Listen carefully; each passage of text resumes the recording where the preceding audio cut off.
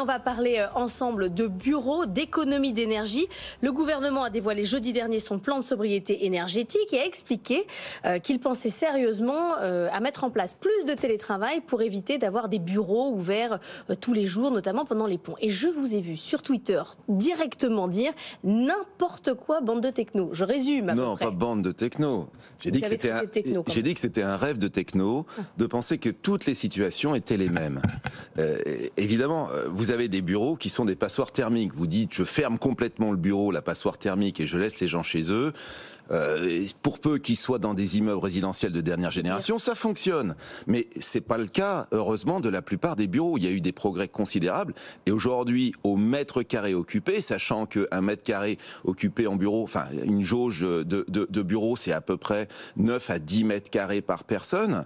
9 à 10 mètres carrés par personne dans un bureau de dernière génération, vous allez consommer en énergie beaucoup moins qu'à raison de rester chez vous. Et évidemment, si vous êtes chez vous, dans grand, et si vous êtes chez vous dans des immeubles qui sont au-delà de vous transférer la facture aussi. Au-delà, alors après il y a des questions d'équilibre, économique, mais il faut regarder les choses de façon scientifique. Vous savez, ces questions, elles peuvent pas être traitées à la légère, et puis surtout elles peuvent pas être traitées de Paris. Moi, c'est ça qui m'agace toujours, de Paris avec un oukase. Vous allez rester chez vous, et je suis désolé, c'est pas tout à fait la même chose. Je vais même vous donner un exemple, puisque j'ai lu qu'une grande entreprise, Air France, magnifique entreprise multinationale, allait rendre obligatoire le télétravail tous les vendredis. Alors si c'est pour retrouver les gens dans leurs maisons de campagne, qui généralement sont des passoires thermiques chauffées au mazout, excusez-moi, un jour de plus, donc un week-end de 3 jours, non, c'est pas bon pour la planète et c'est pas bon pour les économies d'énergie. Mais en revanche, effectivement, c'est peut-être bon pour les entreprises qui en profitent pour passer la facture énergétique du bureau au salarié, parce que le salarié qui est chez lui, il va pas travailler à 19 degrés. Oui, mais il faut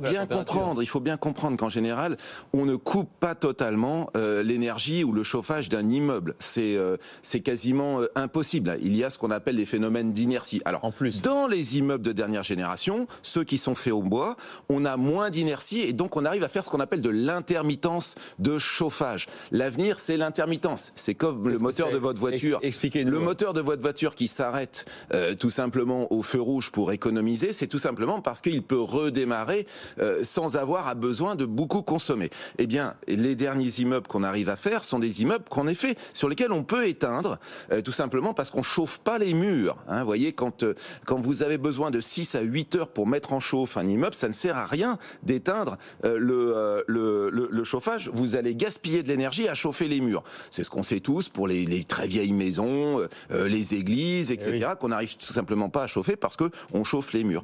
Donc il faut des immeubles, en fait, à faible inertie. C'est exactement le contraire de ce que la réglementation nous a obligés à faire jusqu'à présent, puisque la réglementation nous disait confort d'été, vous devez vivre dans des châteaux forts. Pour le confort d'été, en fait, on s'aperçoit que ces châteaux forts en béton, ils créent des îlots de chaleur, ils accumulent de plus en plus de chaleur pendant la canicule, et on s'aperçoit qu'en hiver, ils sont très compliqués à chauffer. Donc il faut encourager des immeubles à faire intermittence, et notamment les immeubles en bois.